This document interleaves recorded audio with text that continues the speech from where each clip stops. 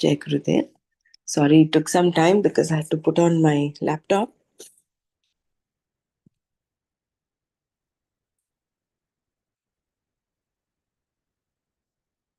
So we repeated up until verse 26. Yes, dear. Where you left till that. Yeah.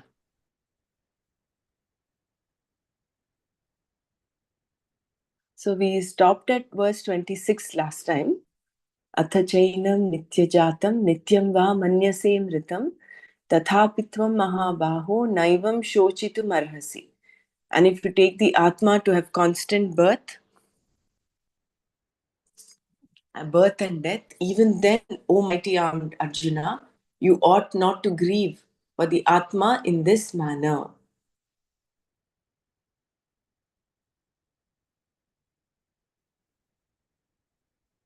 So whether you look upon this Atma in keeping with the body as always born, continuously born, birth after birth, or is dying all the time, death after death, you do not qualify to have any grief.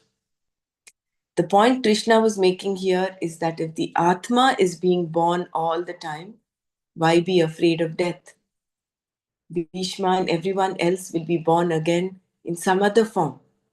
And if the Atma is always dying, which death are you crying for? There is no new death for which you qualify to be sad. What is dying keeps dying. You only see a fact. Thus, there is no question of sorrow with reference to births or deaths. The asat cannot be stopped by you. How are you going to stop that which is bound by time? Anitya. No one is going to stop it.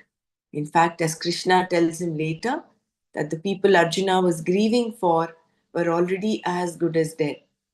Therefore, he was not going to destroy anyone, nor could he hope to keep alive the people for whom he was grieving. However, if Arjuna could take them all as Atma, there would be no death for himself or anyone else. Moreover, if he continued to take the Atma to be the Anatma, the body, Deha, he could not do anything about its going. He would have to say that people were either always born or always going. To think that they were always born would not cause him any sorrow, and if they were always going, there is no new going because always going is always going. Since there is no new going, what is there for Arjuna to cry about?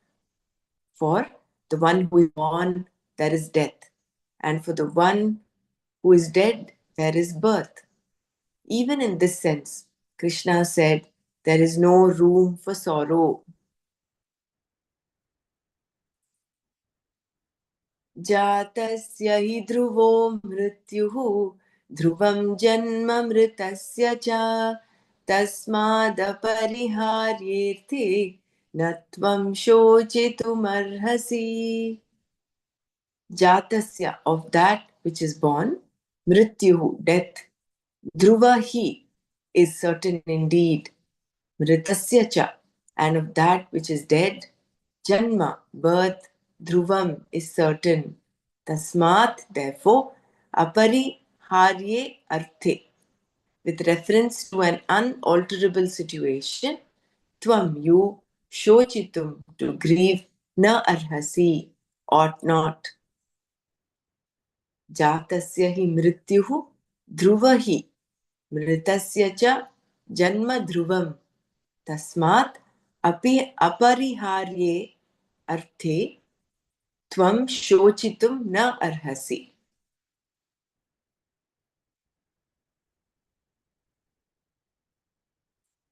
Because for that which is born, death is certain, and for that which is dead, birth is certain. Therefore, you should not grieve over that which cannot be altered.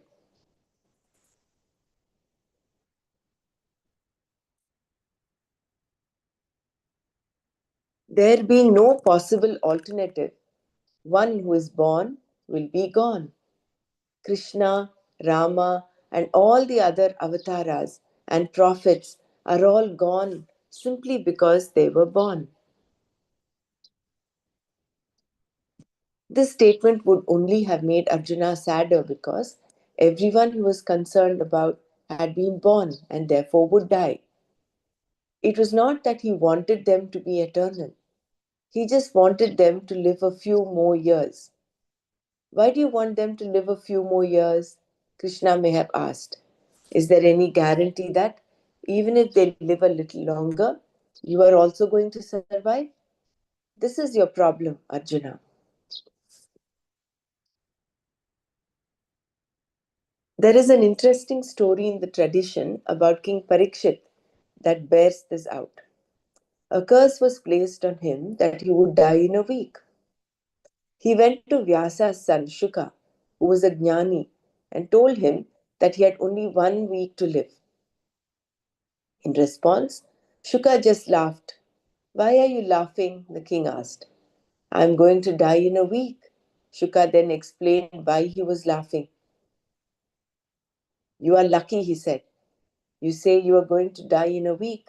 This means that you know you are going to be alive for 7 days, whereas I myself have no such guarantee.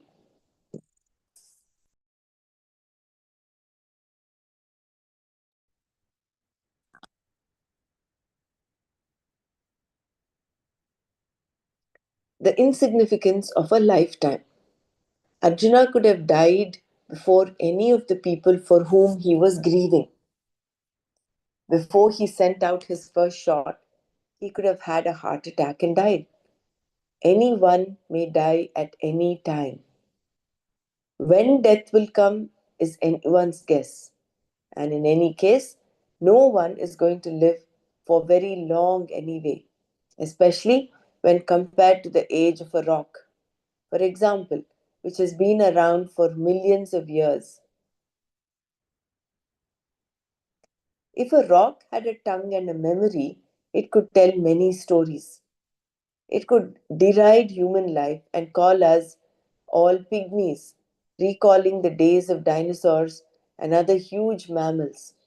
These days, the rock would say, everything is so miniature in comparison, people and elephants alike. 50, 60, or 85 years of life is nothing. By the time we are 85, most of our cells are already gone, and the rest are old and worn out. They are unable to register anything new, and even what had registered previously does not come out. Regardless of what recall button is pushed, nothing comes up. The floppy disk is all worn out. It was too flimsy to last very long anyway. What are a few more years? It is better to live only a few years with a floppy disk that works well so that when you press the button, something happens. Even a vague answer that comes quickly is better than no answer at all. One thing is certain, a little earlier or a little later means nothing in the eternal flow of time. 100 years in this eternal flow is nothing. In spite of this, however, a human being still claims to have a biography. If we compare our lifespan to that of a rock, we will always have a freshness about ourselves. The calcium and other minerals in our bones definitely have a better story to tell. They at least have a story to tell. What story do we have? The body, therefore, is nothing but a few things brought together, which necessarily fall apart again in a relatively short span of time. Another way of looking at the meaning of one's lifespan is with reference to a star. The star that we see tonight may be 200 light years away. The light we see left the star 200 years ago. During the time that it took the light to reach our eyes, the star may have died. This means that the star we see today may already be dead. Nothing travels as fast as light, as far as we know. In fact, all our concepts of time are related to the speed of light. It seems to be the constant with which we measure motion and everything else.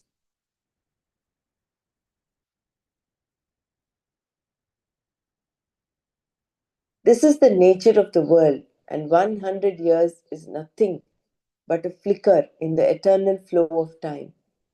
We come like a flicker and go like a whimper. So, human life is being compared to that of a rock,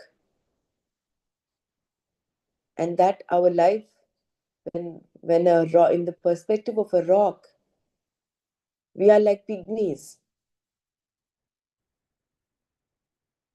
when compared to the age of the dinosaurs, because the rock has seen both,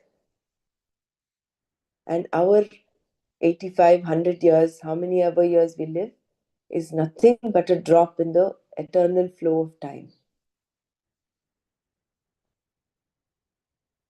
And what Arjuna wants is just that they live a few more years. A few more years is not going to add anything. Because with age, every cell starts disintegrating, and then it does not function as much as it was functioning before. So the floppy disk is all worn out. So, what is the use of living a few more years? And the fact of life is that nobody knows when death will dawn, when death will come.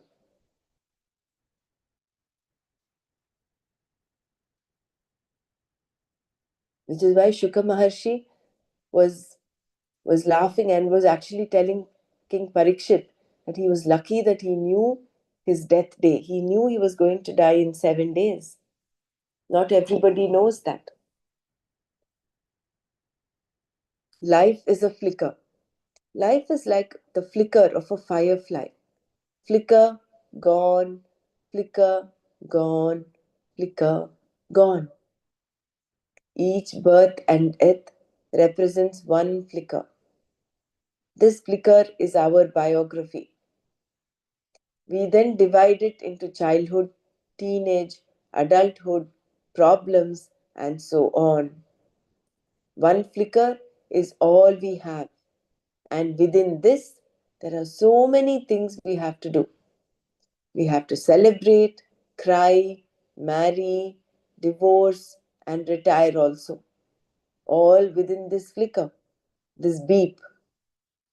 The one positive note here is that there is always another beep available even for the dead, who, as we have seen, are born again and again. Maybe you will beep in heaven also. There, slowly you may beep for some time until that too is over and the next beep occurs. Therefore, this life is but a flicker, a glow, and then it is gone. Krishna was saying here that life follows a rule. If the born dies, the dead will certainly be born. Conversely, if the dead are born, the born will certainly die. These are two different points of view, with the constant being the certainty. Therefore, what is there to cry about? With reference to a matter which cannot be altered, you do not qualify to be sad because you cannot bring about any change. If you could change this fact, it would be different, but you cannot.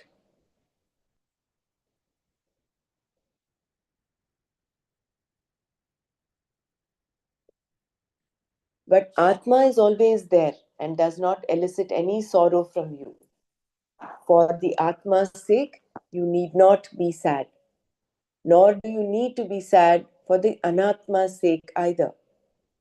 This line in the Gita is therefore a very important line in that it says, let me accept what I cannot change. The only alternative available is not to accept and to grieve. The point that Krishna is making here is that something that cannot be changed does not deserve any sorrow on your part. He emphasizes his point still further in the next verse.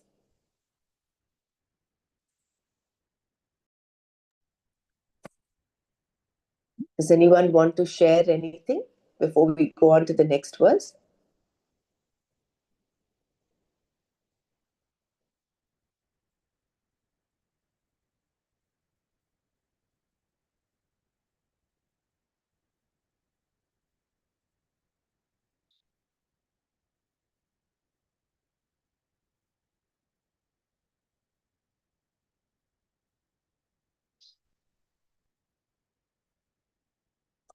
जातस्य हि ध्रुवो मृत्युः ध्रुवं जन्म मृतस्य च तस्मादपरिहार्येते न त्वं शोचितुमर्हसि.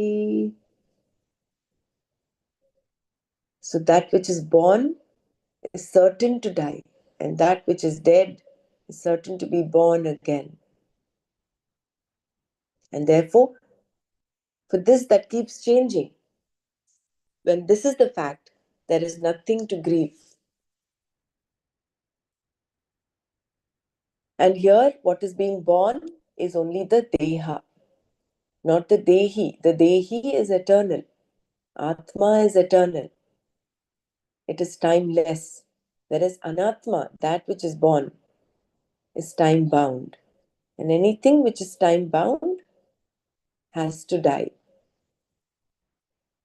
has keeps changing. So the only alternative, that is why this important line in the Gita which says, let me accept that which I cannot change. Therefore, the only alternative available is not to accept and to grieve.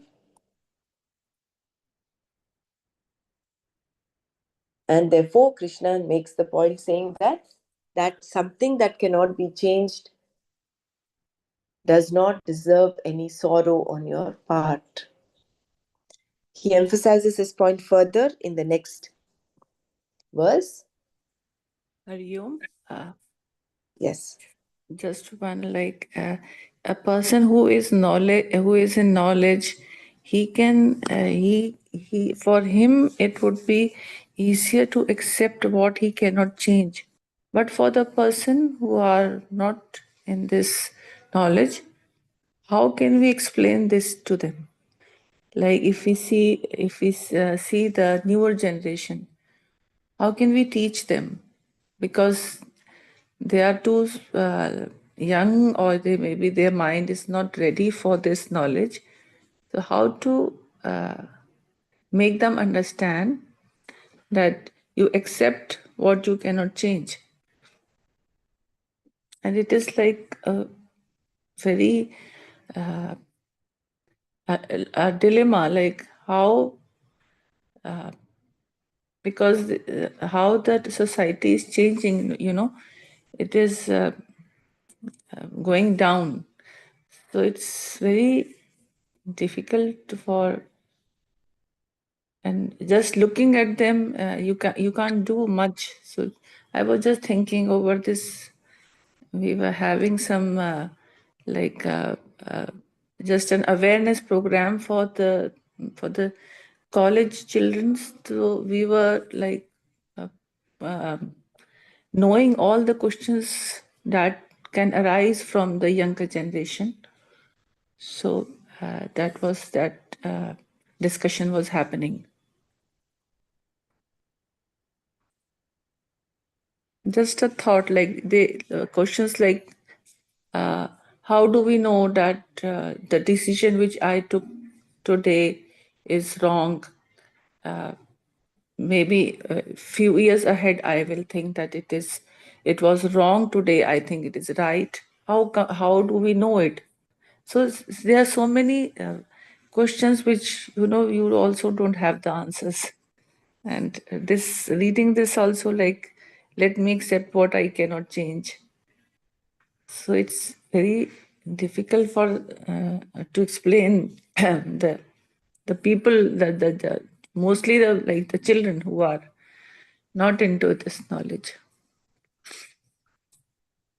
See, there is a prayer, no, that says, God, give me the strength to change the things I can, to accept the things I cannot change, and the wisdom to know the difference. There are certainly so many things that we can change. Right. Our behavior, for instance, our mental, our perception of the world, our perception of situations, people, the way we live our life, the way we talk, the way we speak, all that we can change. We will have to first accept and then change. That is one. But then there are certain things that we see around us that you cannot change. You cannot change, you cannot stop the earth rotating around itself and therefore causing day and night. Can we stop the day from transforming into the night? No. We No. can't do that. So there are certain things around us that we just have to accept. That is how it is. Seasons we cannot change. You can probably alter. I mean, you can have an AC and a heater and things like that and change the temperature you're in. But the seasons that go on a rhythmic cycle, cyclically, you cannot change that. So when you bring that their awareness to this, then and you extrapolate it further. We can tell them even that um, we can change the weight of our body, but we cannot change the height once it gains the certain age. So this we have to accept it. I have a white hair. I cannot change it. Accept it. So like that we can bring You it. We say need not white have. hair, Sureshji, on a lighter note. When you say I have white hair, I cannot change it. They will, if you're talking to a group of youngsters, of course, they will say, of Yeah, course, you can dye it. diet. Okay, that is temporary again. Yeah, yeah. You So see, we can. What We about have. earthquake and natural disasters? It's a That natural also we can disaster. give. Yeah, Yeah, that helps. there are many things we can think about and tell them. Need not tell them the knowledge immediate. You know, there are practical things which cannot change. We cannot change it. So that can be told to them and accept it and move on. We cannot be grow this one. Always complaining about it. We cannot change. We cannot change it. That's it. another simple, common example in our day-to-day life is like when you curdle milk and you make it yogurt. There is no way you can change that yogurt back into milk. Yeah. So you just have to accept it. And That's it. also, we won't be able to change other people. We can only show the way, like some things uh, can be done, and when, as you said, like as we are doing it ourselves, then noticing, or, we are, as you probably talked about this before, but like when we are young, we were like that too, we are not like into all this knowledge seeking at that time, and because we were all caught up with our own family, children, and work, and things like that. And so, but then that karma kanda part, at least we kept doing it, and knowing that your grandparents or people had done it at home, and we had seen it, so we are also exposed to that knowledge, and letting them know, like, okay, we are doing the Gita and studying, when you have time, just do one sloka or something like that. That's what I tell them. But whether they do it or not, that's a different issue. But at least we keep talking about it, and they know that something like this, it's out there, and they can seek that knowledge when they have I time. think one of the, yeah, yes, Dr. Mara. Yeah. The thing is, when we look at our own lives, how long have we taken to come to Yeah. this point?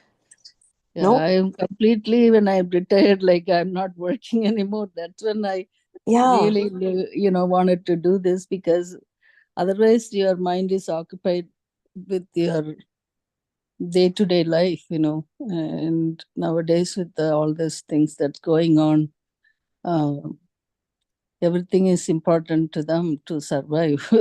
So when the survival is the need, the first thing in their mind, nothing else would come in. absolutely.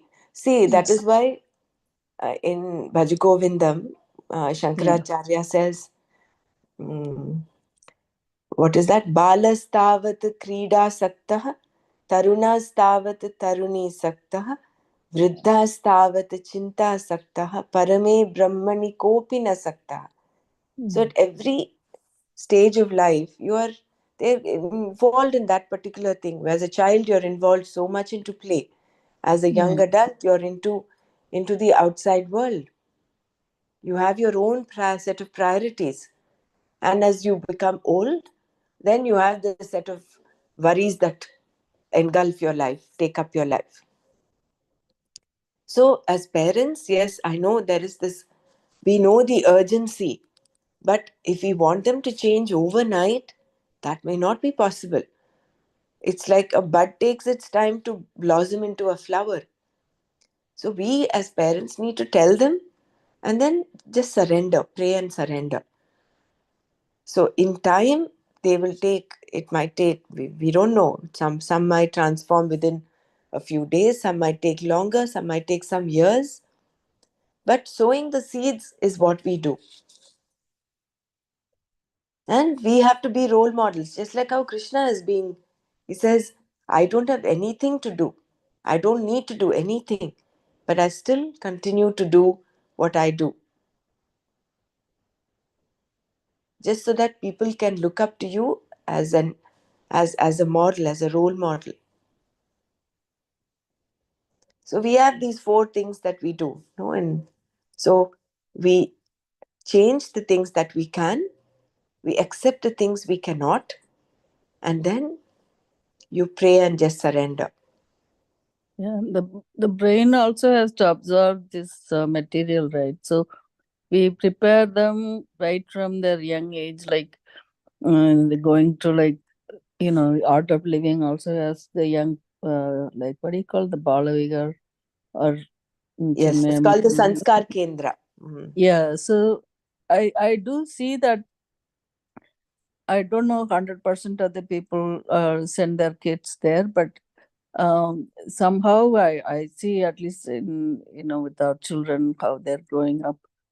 Um, Somehow they involve in dance or music or something with our cult, with the link to this Indian culture, and most of our things are related to, luckily, to towards our god and goddesses, or in terms of their virtues, and so they learn. And nowadays, this media, uh, technology had brought so much.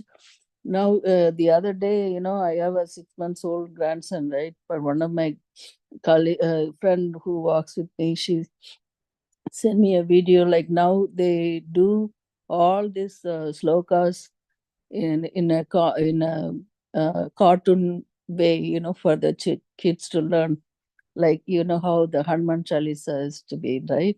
Like that, they are having like slokas or all that in that mode. So more the children hear that, they all learn, pretty quick. And the more they chant and things like that, they know about Rama, Sita, things like that, you know. So they're aware, but when time comes, they have something to lean on, you know, hopefully, when they come at that age. Sorry, I'm taking it.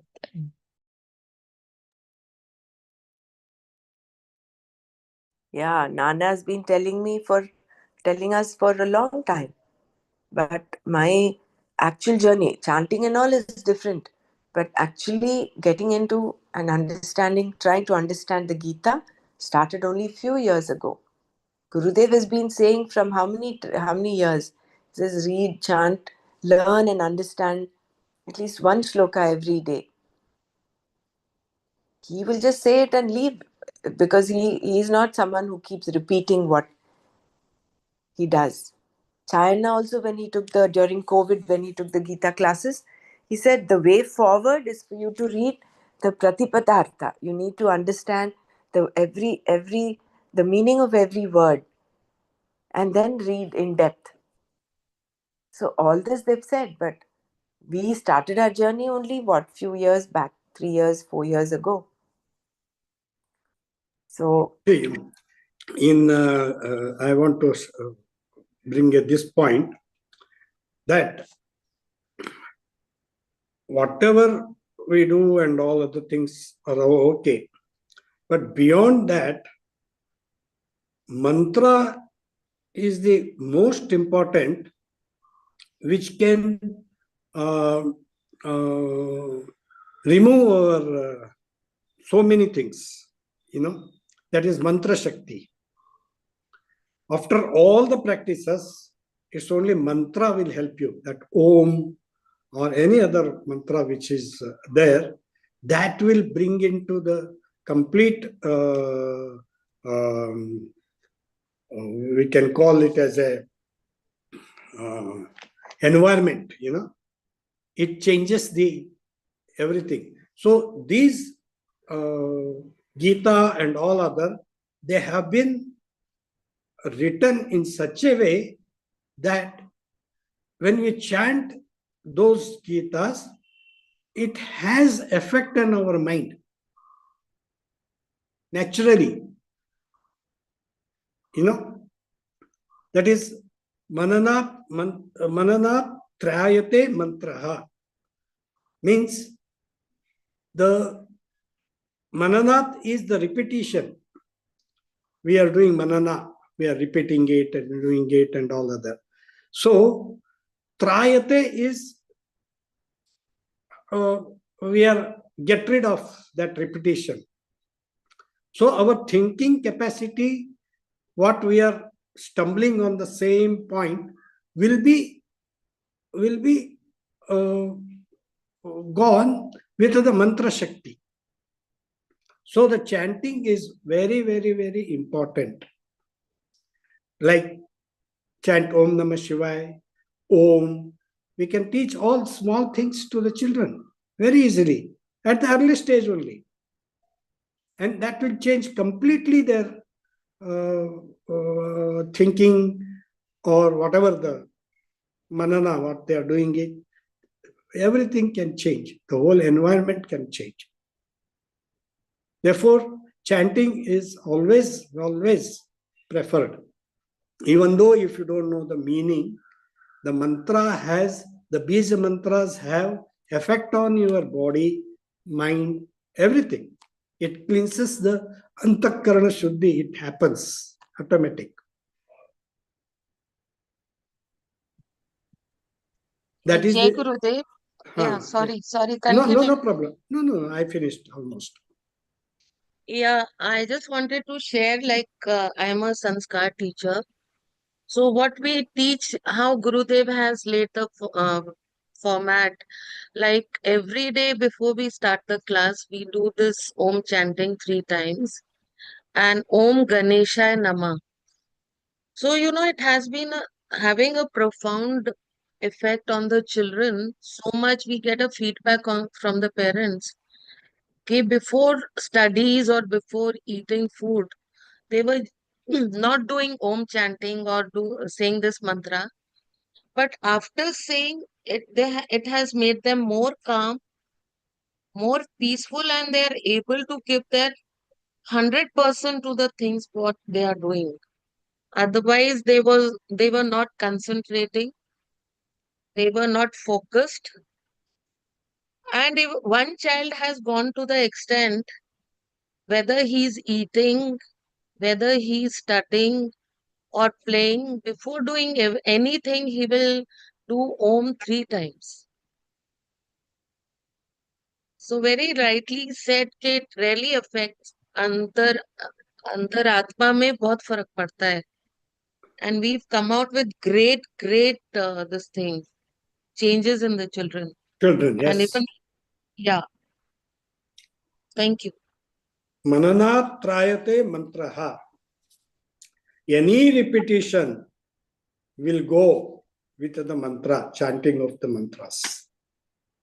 They have that Shakti. Therefore, they have been written in that way. No doubt. Yeah, thank you for sharing.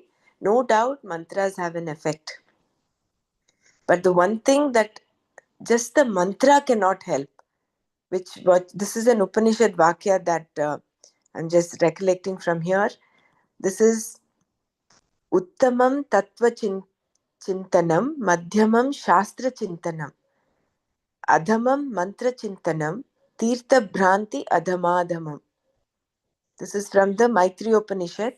This is what Nana had sent some time back. So the thing is, Uttamam Tattva Chintanam. What discussing about the knowledge of Tattva, discussing and learning, understanding the Tattva Chintana. That is the highest. Then Madhyamam Shastra Chintanam. Tattva Chintanam is actually introspection, and it is um, you're meditating upon the meanings of what you learnt in the Shastra. Therefore, Madhyamam Shastra Chintanam. What we are doing now, the Manana we're doing right now, is just Shastra Chintanam. We're reading, understanding, discussing about the Shastra, about about Bhagavad Gita. Then is Adhamam Mantra Chintanam. One step lower than that is Mantra Chintana. And Adhamadhamam is Tirtha Bhranti. Just by going to pilgrimages, just getting stuck there. So the whole point here is not to belittle any of this. Each one has its role. Going to pilgrimage has a role. Going to a place of worship has the positive vibes, no doubt about it. But it should not get stuck there. Mantras is excellent, very good. Japa, doing your daily japa, repetition, chanting Om, all this has no doubt its place. But that is alone not going to redeem us from the cycle of birth and death. So you go up one step further, go to the Shastra. Again, don't just get stuck there. Do Tattva Chintana. So therefore, to Shravana, Manana, Nididhyasana. So we need to go up to the Nididhyasana level where we can take this and do that Nididhyasana. So then that is the highest. So we need to keep this in perspective when we look at all these different ways. No, we were talking about the children, no, how to tell. No, Correct. for No youngsters, doubt. we had to handhold also. For that stage, No. I have told that. No, And exactly. what you are telling That's is why the I'm saying, correct way. what you said is perfectly right. And that is how we build the We have to build sanskaras. it, That is why it's called Sanskar Kendra. Yeah. So when you sow those seeds, the sanskara of chanting every day, every morning you wake up, you say this Karagre, Vasate, Lakshmi, it brings your mind to, it elevates, it uplifts your mind, no doubt about it. But that alone is not sufficient. So the actual sword with which we cut this cycle of birth and death is through knowledge, is through that recognition. And for that I recognition, you require knowledge. I But agree for with what you say. youngsters, Sorry. Yeah. Continue, Pasiji, sorry. Yeah. No, I agree 100% with what Dr. Brahmra said about introspection. But our introspection is limited also to the amount of knowledge we have in us. Like maybe the scriptures, some amount of the knowledge was there when he went into the Gurukul. Arjun must have had it. But to that level, he could have introspected. But it was only on the battlefield when Krishna gave that highest knowledge to him, he could introspect to that extent, and then he started the war again.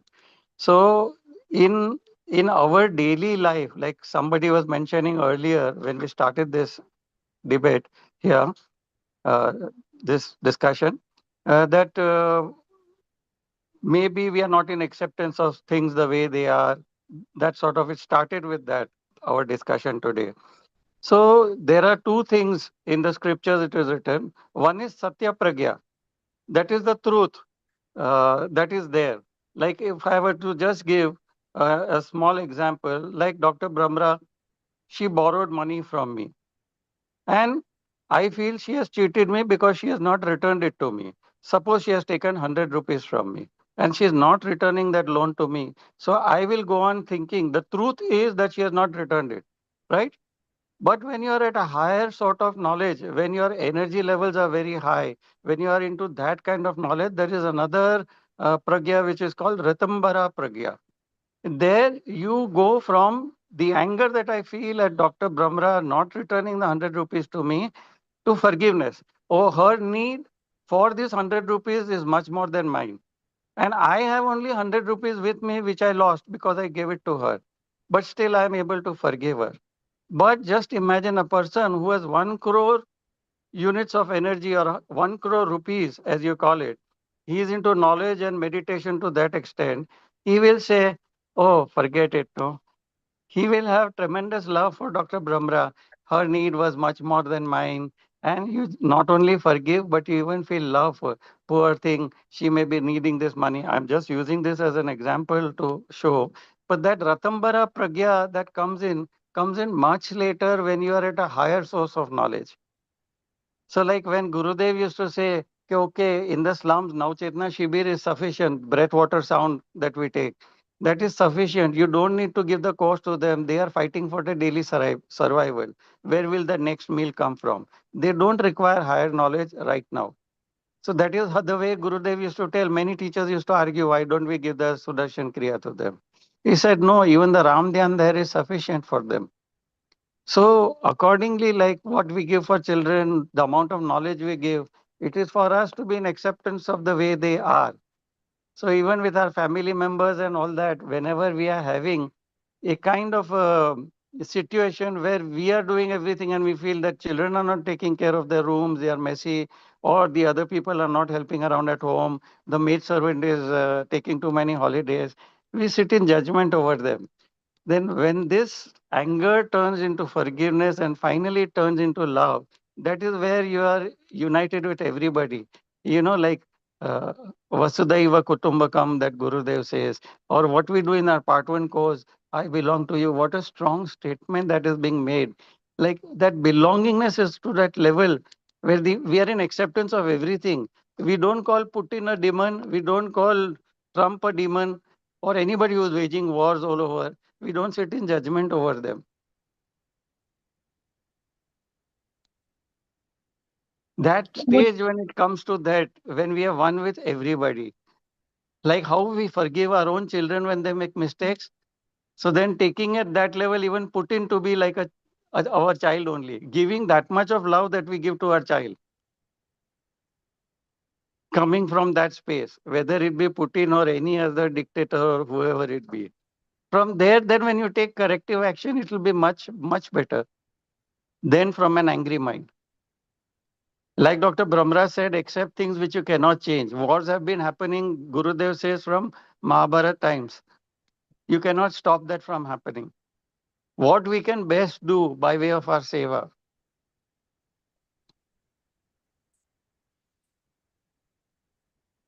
Parasiti, can you tell again the pragyas, different type of pragyas? One is sattva pragya. In Huh. Patanjali Yoga Sutras, in the first chapter, when we are doing Samadhi Para, I think around in and around the 50, 51, and 52 are the last verses. 51 is the last verse. So there in and around that 49, 50 verse, this is talked about. Satya Pragya is the truth. Like Dr. Brahmra borrowed money from me and she did not return it to me. She has not borrowed, I'm just giving an example. But that will cause anger in me. Okay, she has cheated me, she is a robber, cheat, this, that, all I will come in. For a normal human being, this is the normal process. But if my levels of, if I am earning more money, if I am earning 10,000 rupees or if I have 1 lakh rupees with me, I'll say I'll forgive her. What is there? 100 rupees only she has taken. Then I'm able to forgive. But if my earning is less, that means my knowledge is less, my meditation is less, my energy units are less. Then I am talking from that point of view. Okay, I had only 100 rupees and she took it away and now I am in a mess. My life is not working for me. How will I buy my vegetables from the market today? Something like that. But if my earning is more, my knowledge base is more, and I have 10,000 units, I have 1 lakh units with me, I have 1 lakh rupees with me, it is easier for me to forgive her. And when I have 1 crore units with me, then though I won't even think about it. I'll have the same love for her. Jane though she had more need for this money than I needed it. So let it be, like, poor thing. She needed it more than me. So then you have that same amount of love and compassion for the person.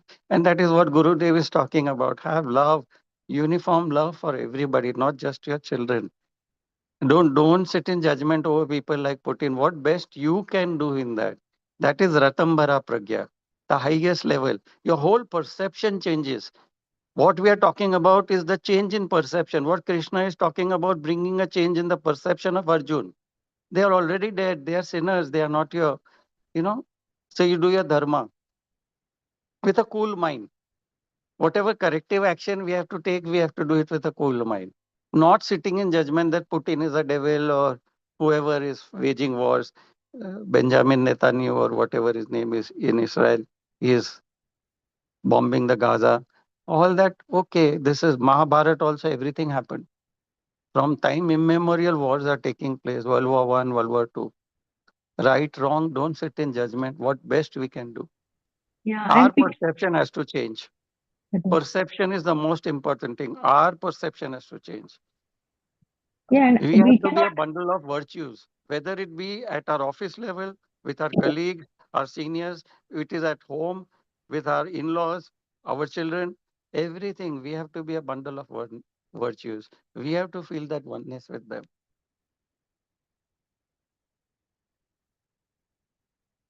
The whole Patanjali Yoga Sutras is laid down in the second sutra, Yogaschit Vritti Nirodha. You come to that Nirodha Avastha, where you feel one with everybody.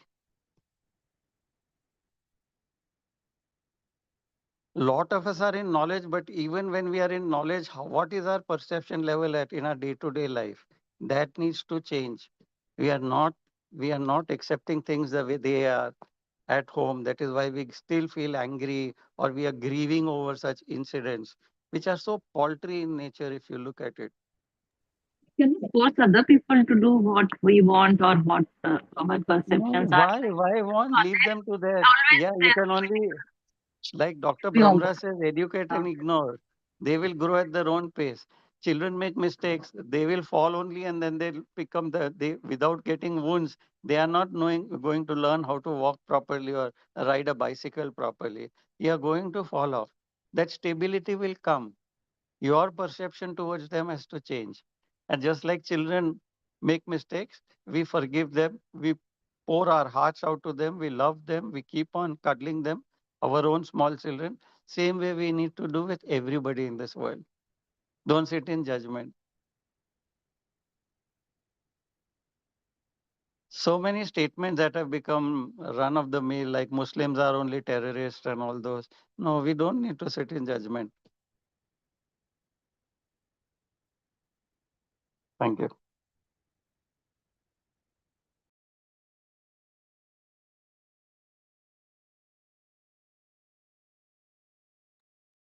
Thank you for that, the discussion. Thank you for sharing, Percy ji. And I'm glad we had this discussion because then it brings us to the understanding. And thanks, Dr. Savita, for raising the question. We had a useful discussion on this. So we'll stop here today and we'll continue tomorrow. We'll do verse number 27 tomorrow. 27, 28, I think. 28. 28. Huh? We'll continue with 28 tomorrow.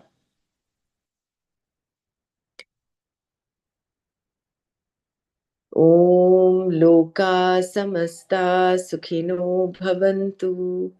Om Shanti Shanti Shanti.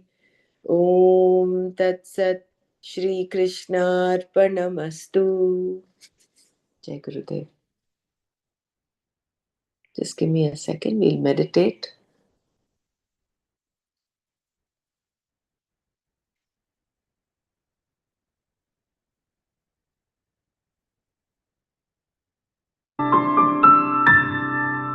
Let's sit in silence. Spine erect, eyes closed. आंखें बंद रखें, रीढ़ की हड्डी सीधा रखें, चेहरे में मुस्कान हो।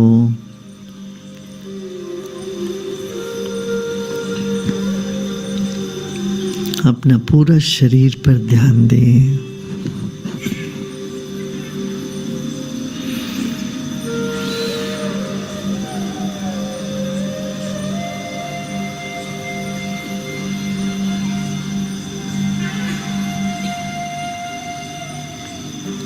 अरबों खरबों अणु परमाणुओं से बना है हमारा शरीर। Our body is made up of trillions and trillions of cells. And they're all changing all the time. Our body appears to be stagnant, but it is full of changes every minute. Like a river, it's ancient, yet the water is new every minute.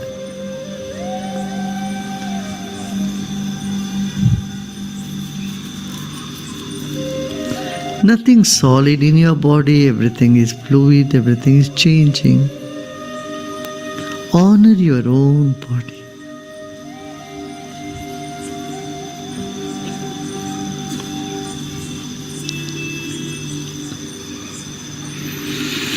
Our body is like the wick of a candle and the mind is like the glow all around it. And your mind has no face, no shape. It's just energy. आपका मन का कोई चेहरा नहीं है, कोई रंग नहीं है।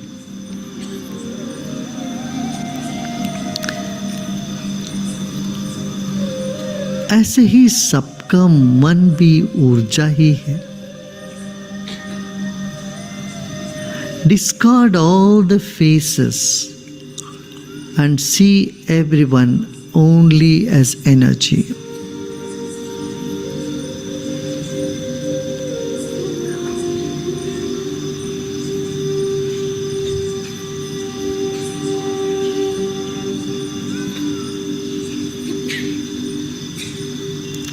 See everyone as just a silhouette with no face and just consciousness, just energy.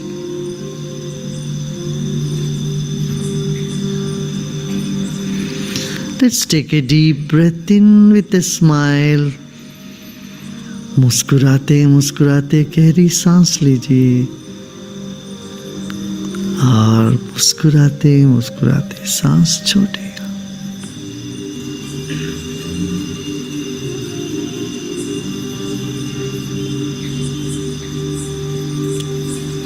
एक विराट ऊर्जा का एक अंग है आप।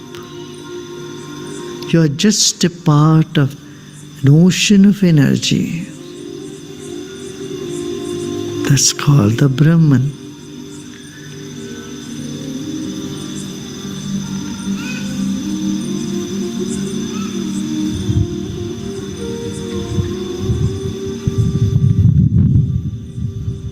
Let's take a deep breath in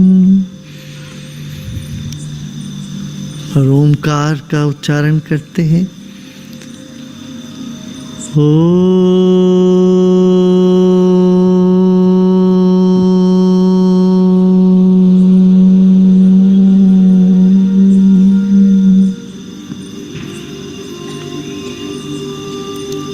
Let the sound of Om reverberate in every cell of your body, in every corner of your mind. Sound Om is purifying and energizing. Let's breathe in again.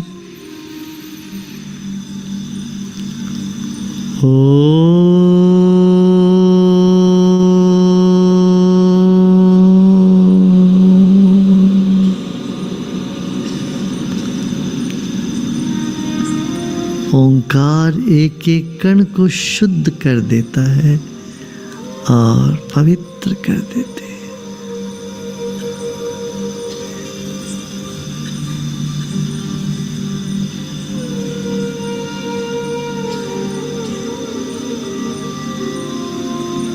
फिर एक गहरी सांस लीजिए।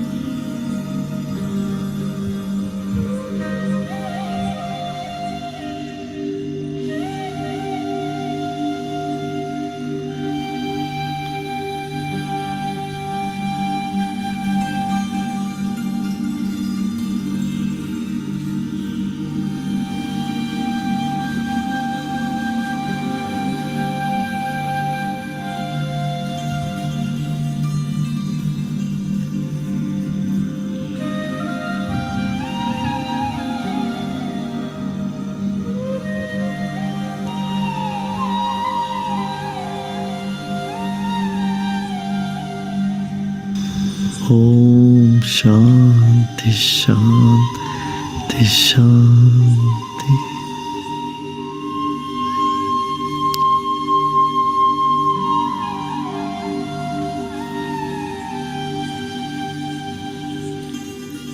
धीरे धीरे शरीर और परिसर के प्रति सजग हो जाए।